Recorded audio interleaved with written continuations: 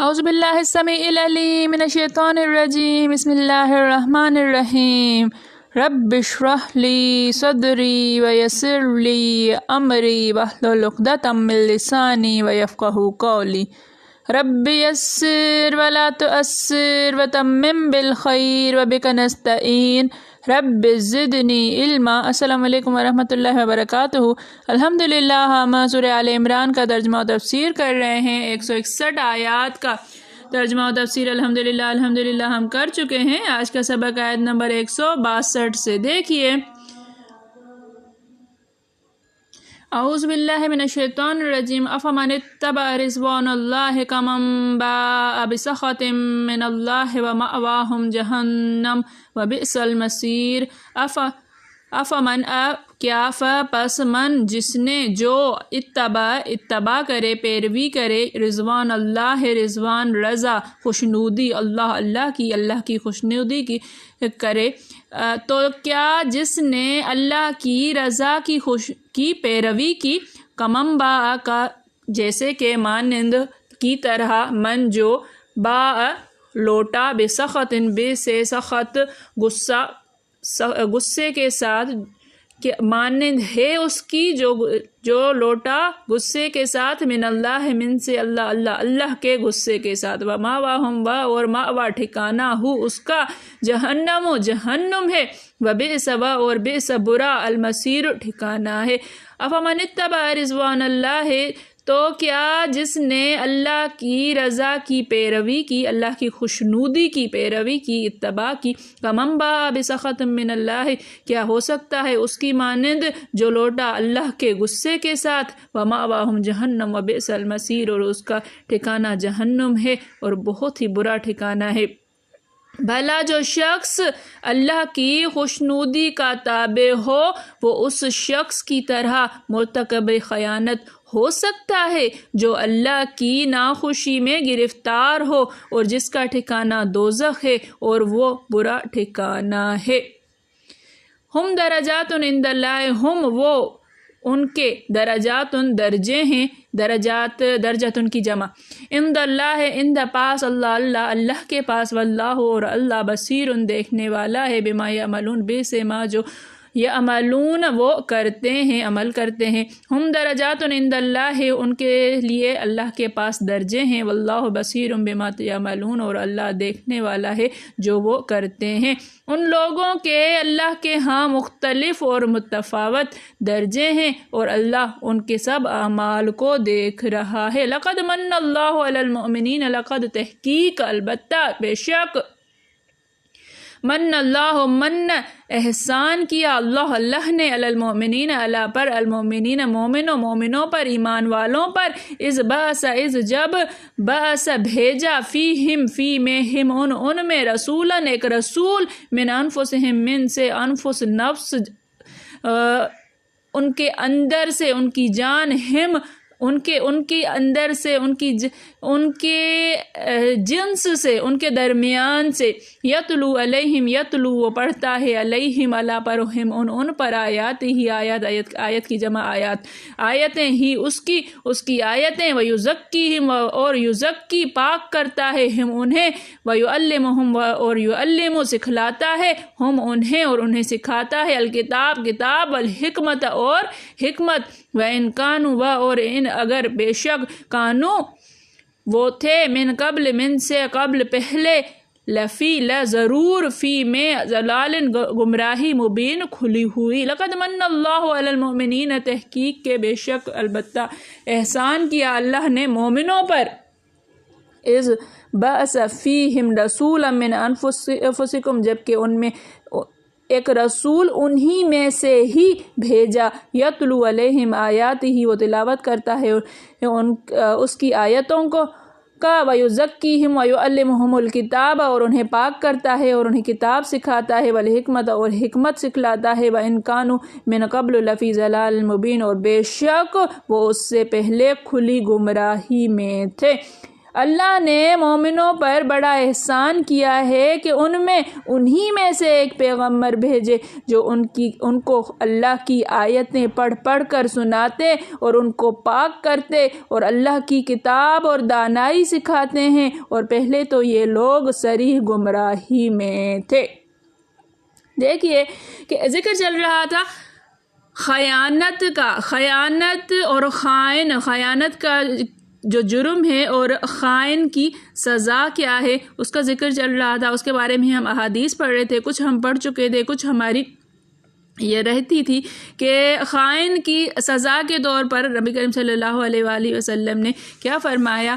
نبی کریم صلی اللہ علیہ وآلہ وسلم فرماتے ہیں، حضرت رافع فرماتے ہیں کہ رسول اللہ صلی اللہ علیہ وسلم عموماً نماز عصر کے بعد بنو عبد الاشہل کے ہاں تشریف لے جاتے تھے، قبیلہ تھا یہ، اور تقریباً مغرب تک وہیں مجلس رہتی تھی۔ ایک دن مغرب کے وقت وہاں سے واپس چلے، وقت تنگ تھا، تیز تیز چل رہے تھے، بقی میں آ کر فرمانے لگے تف ہے تجھے۔ میں سمجھا آپ مجھے فرما رہے ہیں۔ حضرت رافع فرماتے ہیں چنانچہ میں اپنے کپڑے ٹھیک ٹھاک کرنے لگا اور پیچھے رہ گیا۔ مجھے نہیں بلکہ یہ قبر فلاں شخص کی ہے۔ نبی کریم صلی اللہ علیہ وسلم نے فرمایا بلکہ یہ قبر فلاں شخص کی ہے، اس سے میں نے قبیلے کی طرف عامل بنا کر بھیجا تھا، اس نے ایک چادر لے لی، وہ چادر اب آگ بن کر اس کے اوپر بھڑک رہی ہے۔ قبر کے اندر اس نے جو غلول کر کے، اس نے خیانت کر کے چھپا لی تھی چادر، وہ چادر اس کو جلا رہی ہے۔ اور نبی کریم صلی اللہ علیہ وآلہ وسلم جب بقیع سے قبرستان سے گزرتے ہوئے اس کی قبر دیکھی، تف کی اس پر کہ اب کیا فائدہ، کہ چادر کی کیا اہمیت ہوتی ہے۔ چھوٹی چھوٹی چیزوں میں دھیان دیجئے گا، خیال کیجئے گا، کچھ سرکا لیا، کوئی جوڑا سرکا لیا، کوئی چیز سرکا لیا، یہ تو چھپا لیا کسی سے۔ عورتوں میں بہت زیادہ عادت ہوتی ہے، چند پیسے رکھیں گے تو چند ہزار اس میں سے سرکا لیے۔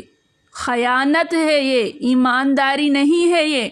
یاد رکھیے گا قیامت کے دن بھی اس کو لانا پڑے گا اور قبر میں بھی وہ آگ بن کر جلائے گی۔ یہ جو عورتوں میں عادت ہوتی ہے نا سرکانے کی، چھپانے کی، بہت بری ہے۔ حضرت عبادہ بن صامت رضی اللہ تعالیٰ عنہ فرماتے ہیں رسول اللہ صلی اللہ علیہ وسلم مال غنیمت کے اونٹ کی پیٹھ کے چند بال لیتے، پھر فرماتے میرا بھی اس میں وہی حق ہے جو تم میں سے کسی ایک کا۔ اب سوچئے کہ غنیمت کے مال کی پیٹھ کے چند بالوں کو جو ہم بالکل حقیر سمجھتے ہیں، اس میں بھی کسی ایک کا، تم میں سے کسی ایک کا جس طرح سے حق ہے، تو وہ نبی کریم صلی اللہ علیہ وسلم فرماتے میرا بھی اتنا ہی حق ہے، یعنی میرے پاس وہ لے کر آیا کرو۔ خیانت سے بچو، خیانت کرنے والے کی رسوائی قیامت کے دن ہوگی، سوئی دھاگے تک پہنچا دو، اور اس سے حقیر چیز بھی اللہ تعالیٰ کی راہ میں نزدیک والوں اور دور والوں سے جہاد کرو۔ وطن میں بھی اور سفر میں بھی جہاد جنت کے دروازوں میں سے ایک دروازہ ہے۔ جہاد کی وجہ سے اللہ تعالیٰ مشکلات سے اور رنج و غم سے نجات دیتا ہے۔ اللہ کی حدیں نزدیک و دور والوں میں جاری کرو، اللہ کے بارے میں کسی ملامت کرنے والے کی ملامت تمہیں نہ روکے۔ یہ لفظ سمجھنے کے ہیں، بہت زیادہ جو ہے اللہ تعالیٰ توفیق عطا فرمائے۔ اب اس کے اندر جو ہے وہ احادیث بہت زیادہ ہیں، ہم پڑھتے ہوئے چلے جائیں گے تو سبق ہمارا بہت زیادہ لمبا ہو جائے گا۔ تو دیکھیے کہ آج والی آیات کی ہم تفسیر کرتے ہوئے چلتے ہیں۔ اللہ تعالیٰ فرماتا ہے کہ اللہ کی شرع پر چل کر اللہ تعالیٰ کی رضامندی کے مستحق ہونے والے، اس کے ثوابوں کو حاصل کرنے والے، اس کے عذابوں سے بچنے والے، اور وہ لوگ جو اللہ کے غضب کے مستحق ہوئے اور جو مر کر جہنم میں ٹھکانہ پائیں گے، کیا یہ دونوں برابر ہو سکتے ہیں؟ قرآن کریم میں دوسری جگہ ہے کہ اللہ کی باتوں کو حق ماننے والا اور اس سے اندھا رہنے والا برابر نہیں۔ اسی طرح فرمان ہے کہ جن سے اللہ کا اچھا وعدہ ہو چکا ہے اور جو اسے پانے والا ہے اور دنیا کا نفع حاصل کرنے والا، وہ دونوں برابر نہیں۔ پھر فرماتا ہے کہ بھلائی اور برائی والے مختلف درجوں پر ہیں۔ وہ جنت کے درجوں میں ہیں اور یہ جہنم کے طبقوں میں، جیسا کہ دوسری جگہ آیت میں ہے کہ وَلِكُلِّ دَرَجَاتٌ مِّمَّا عَمِلُوا، ہر ایک کے لیے ان کے اعمال کے مطابق درجات ہیں۔ پھر فرمایا اللہ ان کے اعمال دیکھ رہا ہے اور عنقریب ان سب کو پورا بدلہ دے گا، نہ نیکی ماری جائے گی اور نہ بدی بڑھائی جائے گی، بلکہ عمل کے مطابق ہی جزا سزا ہوگی۔ پھر فرماتا ہے کہ مومنوں پر اللہ کا بڑا احسان ہے کہ انہی کی جنس سے ان میں اپنا پیغمبر بھیجا تاکہ یہ اس سے بات چیت کر سکیں، پوچھ گچھ کر سکیں، ساتھ بیٹھ اٹھ سکیں اور پوری طرح نفع حاصل کر سکیں، جیسے اور جگہ آیت ہے کہ وَمِنْ آيَاتِهِ أَنْ خَلَقَ لَكُم مِّنْ أَنفُسِكُمْ أَزْوَاجًا لِتَسْكُنُوا إِلَيْهَا وَجَعَلَ بَيْنَكُم مَّوَدَّةً وَرَحْمَةً۔ یہاں بھی یہی مطلب ہے کہ تمہاری جنس سے تمہارے جوڑے اس نے پیدا کی ہیں۔ قُلْ إِنَّمَا أَنَا بَشَرٌ مِثْلُكُمْ يُوحَىٰ إِلَيَّ إِنَّمَا إِلَٰهُكُمْ إِلَٰهٌ وَاحِدٌ فَاسْتَقِيمُوا إِلَيْهِ وَاسْتَغْفِرُوهُ وَوَيْلٌ لِّلْمُشْرِكِينَ۔ کہہ دے کہ میں تو تم جیسا ہی انسان ہوں، میری طرف وحی کی جاتی ہے کہ تم سب کا معبود ایک ہی ہے، اور فرمان ہے کہ وَمَا أَرْسَلْنَاكَ قَبْلَكَ مِنَ الْمُرْسَلِينَ إِلَّا إِنَّهُمْ لِيَأْكُلُونَ الطَّعَامَ وَيَمْشُونَ فِي الْأَسْوَاقِ، یعنی تجھ سے پہلے ہم نے مردوں کو وحی کی تھی جو بستیوں کے رہنے والے تھے۔ یا معشر الجن والانس الم یاتکم رسل منکم یقصون علیکم آیاتی وینذرونکم لقاء یومکم، یعنی اے جنوں اور انسانوں کیا تمہارے پاس تم میں سے ہی رسول نہیں آئے تھے؟ الغرض یہ پورا احسان ہے کہ مخلوق کی طرف انہی میں سے رسول بھیجے گئے تاکہ وہ پاس بیٹھ اٹھ کر بار بار سوال جواب کر کے پوری طرح دین سیکھ لیں۔ بس اللہ عز و جل فرماتا ہے کہ وہ اللہ کی آیتیں یعنی قرآن کریم انہیں پڑھاتا ہے اور اچھی باتوں کا حکم دے کر اور برائیوں سے روک کر ان کی جانوں کی پاکیزگی کرتا ہے اور شرک و جاہلیت کی ناپاکی کے اثرات سے زائل کرتا ہے، اور انہیں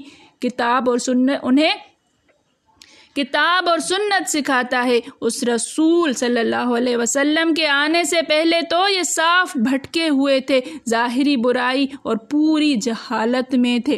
اللہ تعالیٰ سمجھنے کی توفیق عطا فرمائے۔ اللہ تعالیٰ قرآن مجید کا لفظ لفظ ہمارے لیے نور بنا دے، ہمیں سمجھنے کی توفیق عطا فرمائے، عمل کرنے کی توفیق عطا فرمائے۔ میرے پڑھانے میں، آپ کے پڑھنے میں، میرے سمجھانے میں، آپ کے سمجھنے میں کوئی غلطی خطا بھول چوک ہو گئی ہو تو میں اللہ کے حضور میں توبہ کرتی ہوں اور معافی کی خواہشگار ہوں۔ ربنا تقبل منا انک انت السمیع العلیم۔ السلام علیکم ورحمۃ اللہ وبرکاتہ۔